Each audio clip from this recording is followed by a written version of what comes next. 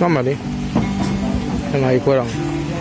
ခဏလေးတားရင်မင်္ဂလာပါတားရင်မင်္ဂလာပါခင်ဗျာအေးတားနာမည်ဘယ်လိုခေါ်လဲတာတားနာမည်တော့တွန်းနေလာပါခင်ဗျာဟုတ်ကဲ့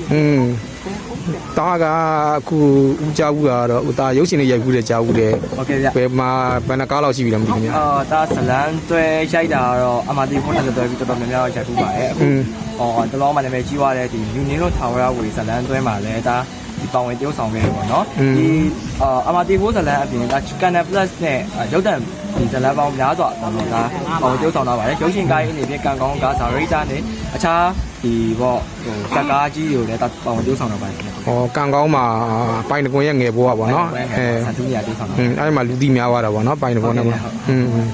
ဒါအခုဘယ်လိုလာလဲမသိဘူးဗျတာတီပေါ့ဒါတငယ်ချင်းတွေနဲ့ဒါအားလေးရက်မှာနေရာဒီចောင်းပိတ်ရက်ဆိုတော့ဒါတို့ဒီTM fan ပေါ့နော်ဟုတ်ဒါနေရာဖြစ်ပါတယ်ဒါအပျော်ဒီဒါတို့ဒါတငယ်ချင်းတွေဂီတာတီးမယ်ဒါပျော်ပျော်ရွှင်ရွှင်နဲ့ဒီအားလေးရက်မှာဖြစ်ပါတယ်ចောင်းပိတ်ရက်ဒါအခု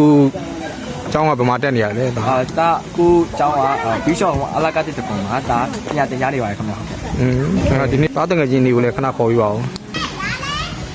ဒါသားတငယ်ချင်းတွေရခင်ဗျာဟုတ်ကဲ့ပါဒါသားတငယ်ကျောင်းထဲကသူငယ်တငယ်ချင်းတွေပေါ့နော်တယောက်နဲ့မိတ်ဆက်ပြီးပါအောင်ဒါသူ့နာမည်ကဖုန်းတက်ဒါလည်းအသက်ကျွဲသူတွေရွေးပါတော့ဟုတ်ပြီတွေ့ကြကျောင်းမှာဆိုသူ့နာမည်ဖုန်းတက်ပါဒါကတော့ဒါသားတငယ်ချင်းတော်တင်တဲ့ဖြစ်ပါတယ်โอเค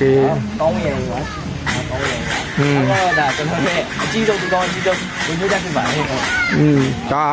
ငငယ်တဲ့ကတငယ်ချင်းတွေပေါ့နော်ဟုတ်ငယ်ချင်းတွေပါအေးပါအခုလိုမျိုးအင်တာဗျူးရတဲ့တငယ်ချင်းတွေနဲ့စုံညီတွေ့ရတဲ့ကျေးဇူးပါကျေးဇူးအများကြီးနောက်လည်းအားပေးကြပါအေးပါ